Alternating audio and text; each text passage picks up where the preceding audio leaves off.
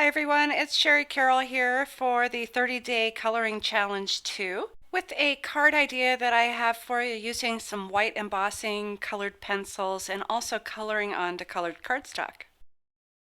I'm starting off with the Tim Holtz garden flowers. I absolutely love these flowers. You have a choice of stems and different blossoms that are really nice and open to do some white embossing. So I have my flowers here that I've already white embossed. I've also used my masking fluid pen and I've covered up the areas where I'm going to be stamping my stems. I'll be using the Simon Says Stamp white pigment ink, and one of the first things I want to do is to go ahead and use my anti-static bag on the panel, even over the fluid masking. I'll be using the stem in two directions, so one will kind of curve to the right and the other will curve to the left. And now that I've kind of measured this up, I'll go ahead and ink this up with my white pigment ink, and I'll go ahead and stamp it onto the panel.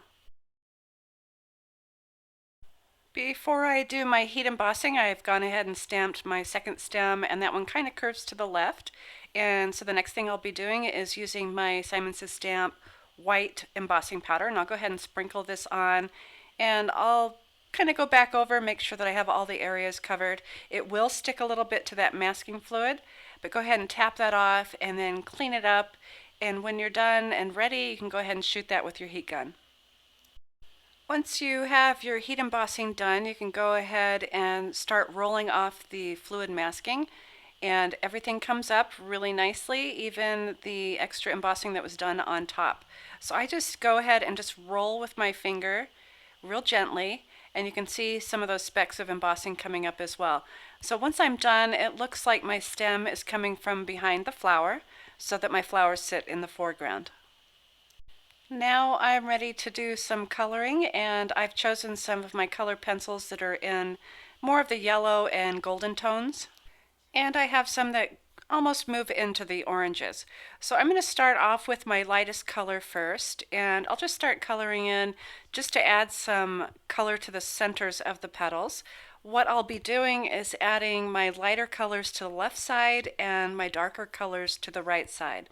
And I will be speeding this up so that I can fit this in the time space allowed.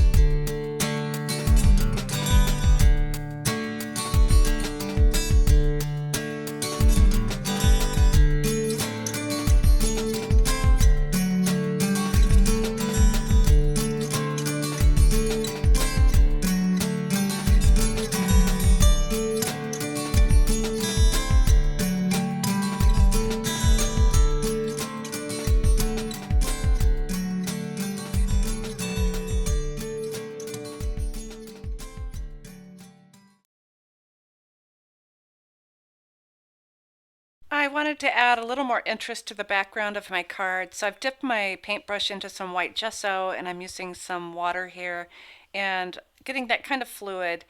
And I'll be tapping this onto my panel, and this will create little fine white dots, and that just gives it a little bit more of a finished look, and it pulls everything together.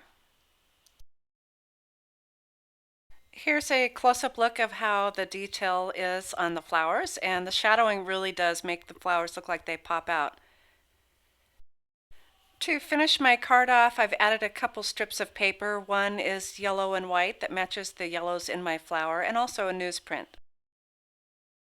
I hope you've enjoyed my color pencil tutorial, and be sure to visit the Daily Marker 30-Day Challenge too on thedailymarker.com.